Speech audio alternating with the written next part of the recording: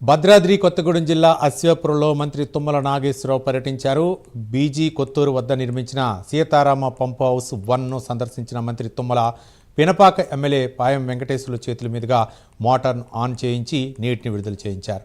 అనంతరం పినపాక నియోజకవర్గానికి సాగునీరు అందించేందుకు చేపట్టిన మారెళ్లపాడు లిఫ్ట్ ఇరిగేషన్ పనులను పరిశీలించారు. నిర్మాణ పనులు ఆలస్యంగా సాగుతుండటంపై కాంట్రాక్టర్తో పాటు ఇరిగేషన్ అధికారులపై మంత్రి ఆగ్రహం వ్యక్తం చేశారు. ఆగస్టు 25న డ్రై రన్ నిర్వహించి సెప్టెంబర్ 1 నాటికి పనులన్నీ పూర్తి చేయాలని అధికారులను ఆదేశించారు.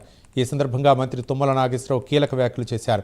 ఎల్నినో ప్రభావంతో ఈ ఏడాది వర్షాలు ఆశించిన స్థాయిలో లేకపోవడంతో పంటల సాగుకు ఇబ్బందులు ఎదురవుతున్నాయని తెలిపారు.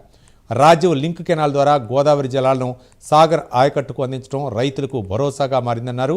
మారెళ్లపాడు ఎత్తిపోతల పథకాన్ని నెలాఖరులోపు పూర్తి చేస్తామని స్పష్టం చేశారు. సాగునీటి విషయంలో రాజకీయాలు చేస్తే ఊరుకునేదే లేదని హెచ్చరించారు.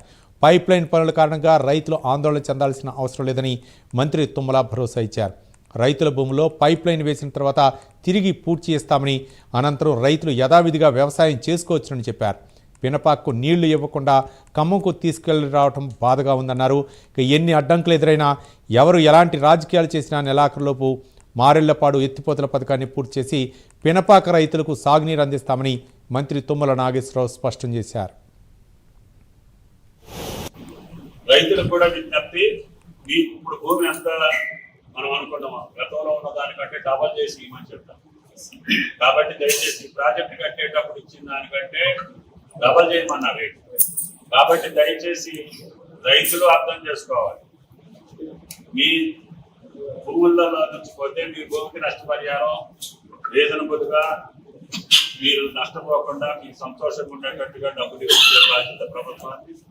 ప్రతి నియోజకవర్గంలో కూడా ఈ సంవత్సరం ముఖ్యమంత్రి గారి మాట ప్రకారంగా ఇచ్చినటువంటి డిస్ట్రిబ్యూటరీలు అన్నీ కూడా నెక్స్ట్ జూన్ కన్నా కంప్లీట్ చేసుకుంటే సుమారు 3 లక్షల ఎకరాలకి మనం నీళ్ళు ఇచ్చే అవకాశం ఉంది. సీతారామన్ నాగార్జున సాగర్ ఆయకట్టు 3 లక్షల ఎకరాలు కాకుండానే కొత్తగానే మనం 3 లక్షలు ఇచ్చుకునే అవకాశం ఉంది. ఇదంతా కూడా ప్రజాప్రతినిధుల చేతుల్లో ఉంది. ఇప్పుడు ఎమ్మెల్యే గారు ఆయన ఎందుకు బతిలాంటి బాండ్ రాసిస్తున్నట్టు ఆయన బాధ్యత ఎందుకు తీసుకుంటున్నట్టు నా నియోజకవర్గం పచ్చబడాలి.